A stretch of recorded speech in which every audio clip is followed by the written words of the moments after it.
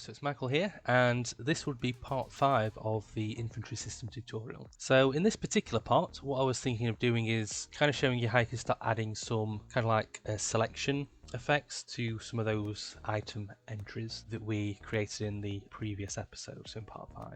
So as a bit of a recap, in the previous episode we showed you how you could create just a very basic UI to show the items that you've got picked up.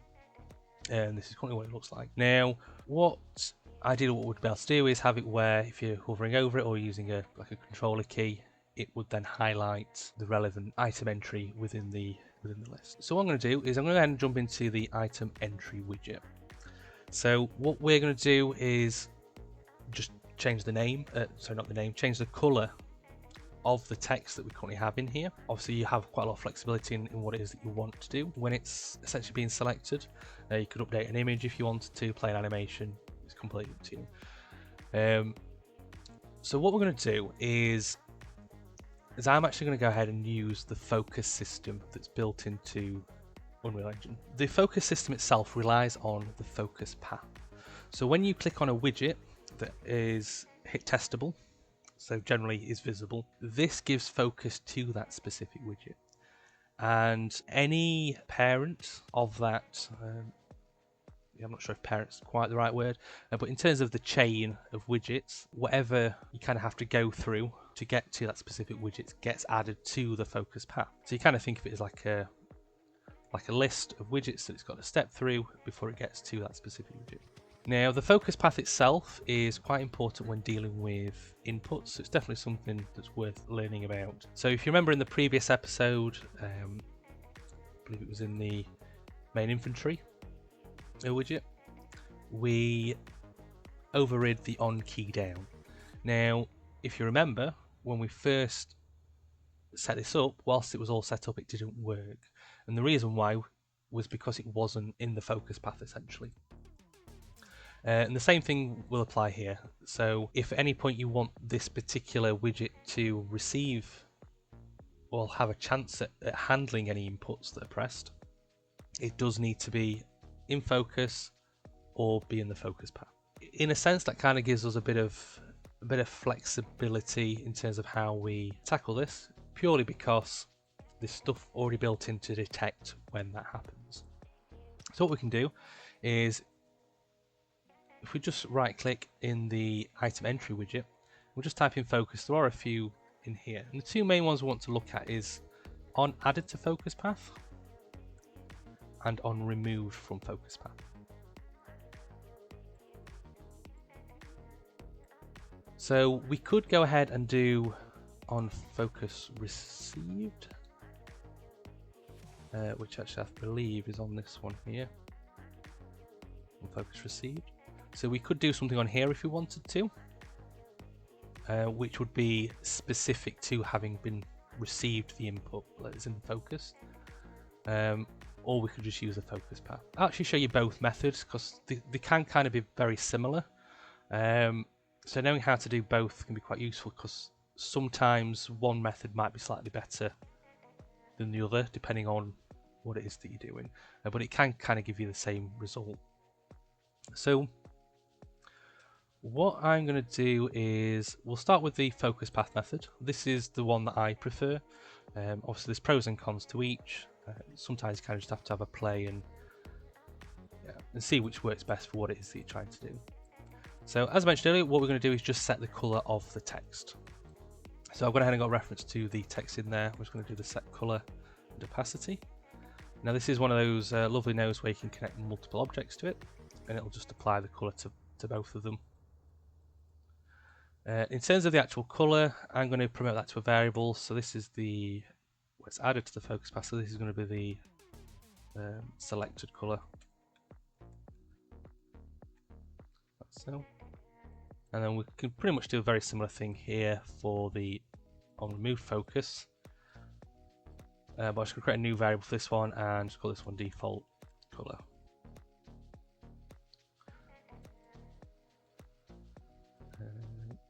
I am just going to delete the on focus received event we overrid there, just to get rid of the error or warning for now, just because we're not using it. We'll come back to that shortly. Now I do just want to set the color of these. So I'm going to choose like an orangey colour, I think, for this selected.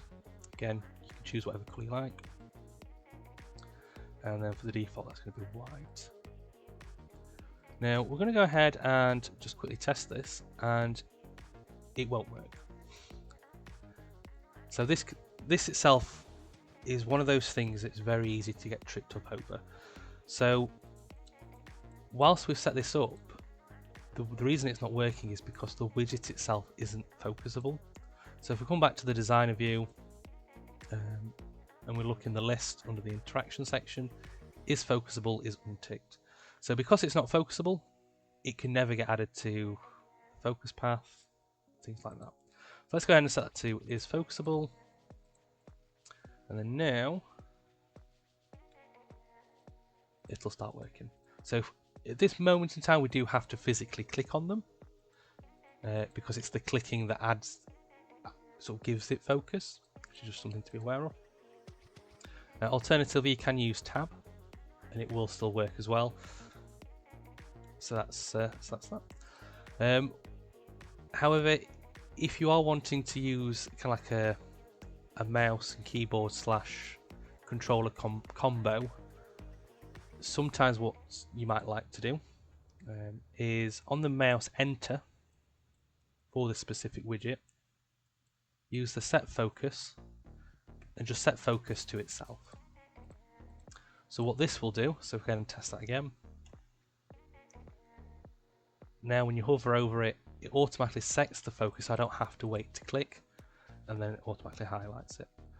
And because we're using the focus path, we're able to kind of maintain one of the clicks, one of the selections that are selected, even though we've moved off with the mouse. Now again, because it is due to the focus path, if we click outside of one of these, it does clear that focus path, which is, again, it's just something you want to be aware of. But again, I can press tab and that'll allow me to cycle through. So tab and shift tab. Just in regards to that orange box, that blue box, that is kind of something you can configure within the project settings, which again I will quickly show you now. So if we go to the project settings, type in focus, we have the render focus rule, and at the moment it's set to navigation only, so you can choose that to always, non-pointer, or never. So if we set it to never, what will happen is it will just never show that specific blue outline. So I'm pressing tab now, but you're not seeing that blue box. Sometimes, however, it can be useful to keep it on while you are setting stuff up, just to help you see what has focus. It can be quite useful. So if we set it to always, for example, you can see how it's jumping around, and this is just me using the cursor. So this can be quite useful if you are needing to be able to visualize that. Just have to remember, before you ship your game, change it, because it does persist on a shipped game. So if you've ever played a game and you kind of see the little blue box and it's a game made in Unreal Engine, now you know why, because it's something that's very easy to forget. But yeah, you just disable that. You never know, you might like it and want to keep it. That's completely up to you. Okay, so as I mentioned, this is using the focus path method, but as I mentioned, there is one way we can explicitly do it based on if it receives focus or not. So what we can do, so focus, so if we're doing that particular method, we do the on focus lost. So I'm just going to unhook these two for now. Now for the on focus loss, that would pretty much just replace the when it's removed from the focus path, just like that. Now I'm just going to copy this section here so I can paste it into the next one. So we need to go to the function section and want to override the on focus received. And for that, we can just plug that in, and then we just want to do that as handled. There are other things you can do inside of here if you wanted to, but just with that, it should function exactly the same. Again, depending on what it is that you're wanting to do it, depending on what it is that you're actually trying to achieve with your item entries in your UI, you may need to sort of switch and swap depending on which one you want to do. But in terms of the focus path, it's what I prefer to use. But again, there are issues if something else gets focus and it's no longer in the focus path, it changes it. So the focus path is a bit more forgiving in that sense, as opposed to using the specific focus received in focus loss. So for now, I'm just going to go ahead and revert it back to using the focus path. Again, choose whichever one best fits for what you're trying to do. But that's kind of two options for you there.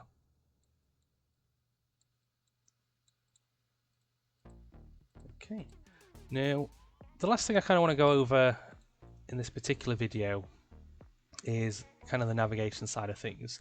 So as I mentioned, at the moment we can go in and select focus, and then we can use the tab and the shift tab to actually cycle through the items. Now if you're using like a controller, then the navigation itself would probably work out the box with this already. However, there are a few tweaks that you can always make. So if we go to the item container, so this is where we actually spawn those widgets, and we select the item container box, and we scroll down near the bottom, we have this section called navigation, and this kind of controls what happens when certain keys are pressed in regards to UI navigation. So if the item container is in the focus path and we press left, it's going to attempt to escape the box if possible, and it's pretty much the same with all of these. So we've kind of got a few different options that we've kind of got. Now obviously at the moment we only have one infantry container on the screen at a given time, but if you had multiple in the widget, you can actually specify what happens to a degree when certain navigation keys are pressed and how it handles that navigation. So for example, you might want it where when it goes to the bottom, it just wraps back around to the top. So we can actually just set that to a wrap for the up and down. And we'll probably do the same for next and previous. Again, this itself is probably only applicable because there's only one on the screen. If there was other elements in there that had different hierarchies, then that might not work so well. So that is something that you just need to be aware of. Okay. That doesn't actually seem to be doing anything at the moment. Why would that be?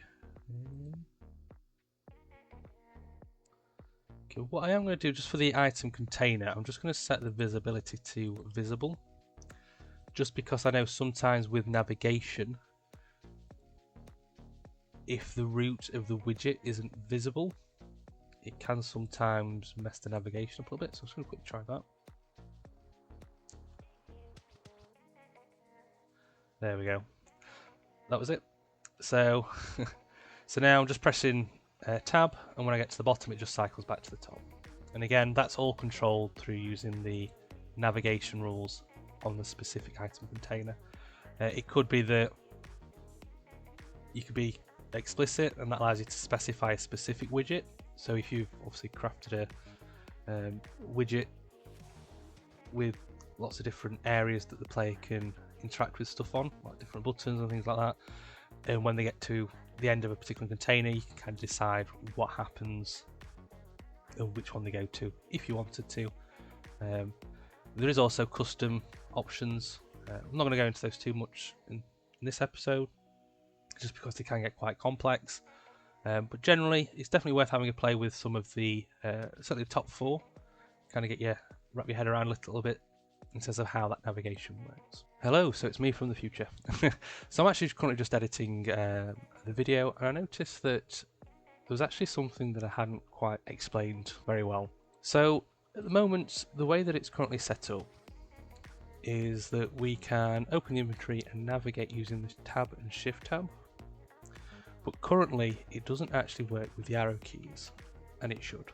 And obviously I've not explained this so far, so I thought I would do a sort of post clip and just insert this into the tutorial, just to make sure that obviously we're covering all the bases. So the reason why that it's not actually working with the arrow keys yet is down to the visibility. So if you remember on the item container, we had to specify that the root of the item container itself was set to visible. And it's kind of the same issue with the item entries not being navigatable using the arrow keys. So what we can actually do, if we go to the item entry, select the root of the hierarchy, and we just want to set the visibility to visible.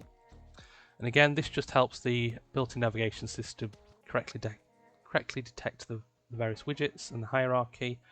So doing that, you might have to press tab first or hover over, just so it's so the main actual infantry container or the item container is in the focus path, and then once it's done that, you can use the arrow keys and it will navigate accordingly,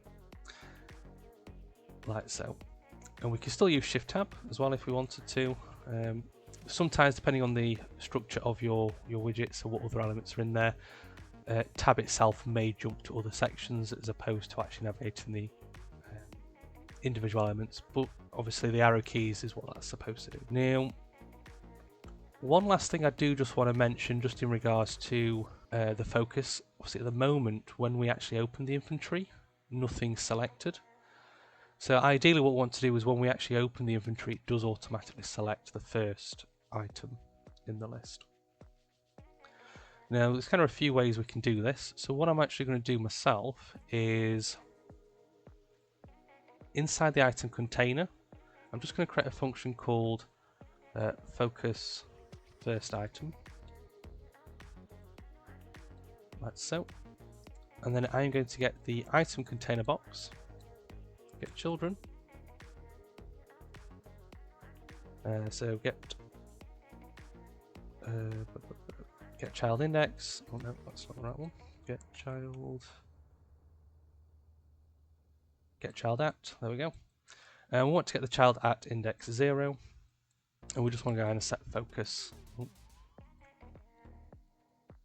Set focus to the first one in the list. What I will do is actually go ahead and just do is valid on this as well, just in case. Do the other is valid, just in case there's no items in the infantry. It's not going to attempt to set focus to something that doesn't exist. Just like so. And just to complete that, in the infantry main widget, so this is where we actually place the item container. On the event construct, after we've initialized the infantry, we're going to get the item container and we're going to do set focus, focus first item, just like so. So now if we pick up the items and open the infantry, that's not worked. Okay, 1 second, let me have a quick think. So that's not actually setting focus, so we are going through, we're adding the widgets. That's doing that. Let me just add a quick print string here just to make sure this is actually getting called. I'm pretty sure it is.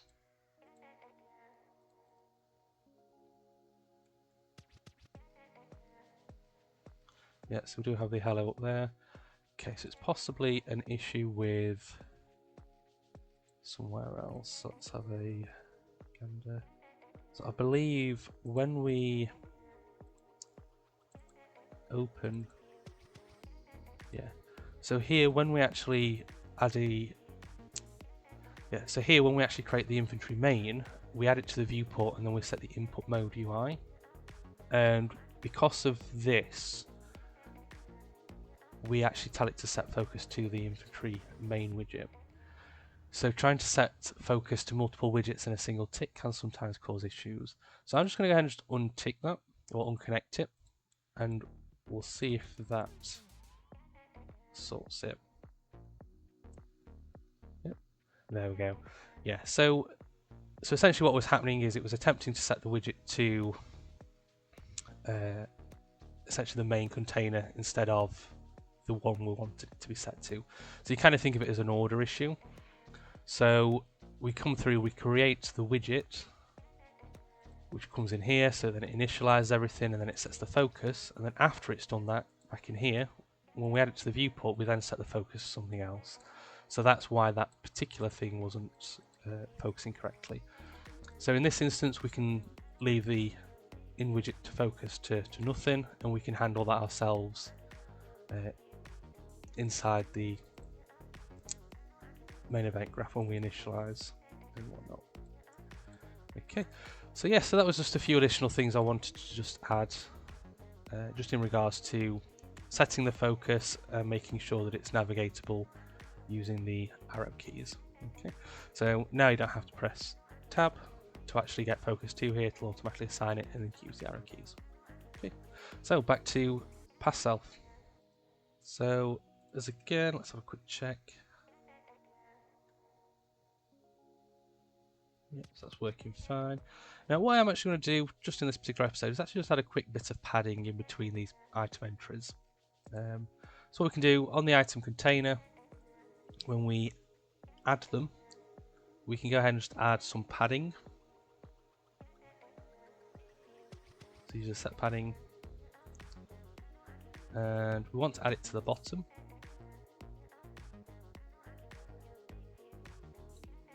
We'll do a select here. So what I'm going to do is actually get the last index of this array.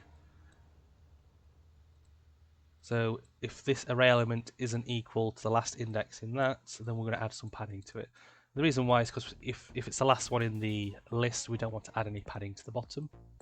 Otherwise you might end up with some dead space that doesn't quite look right. So if it's not equal to last index, then we're going to add a padding of 8. So that should just give us an 8 padding on there in between them. So again, that's something you can obviously play around with in terms of how you want to handle that. So yeah. So that is part 5 of this particular series. Hopefully you found that useful. Obviously if you do have any questions, particularly on focus, because it can be a bit daunting at times, by all means, leave a comment. If you have liked this video, go ahead and leave a like at the bottom.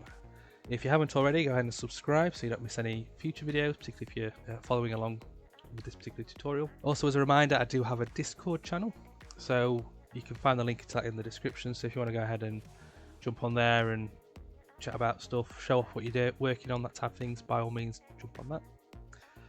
Also, I do have a Ko-Fi page, so if you want to support me financially in any way, that is an option there for you as well.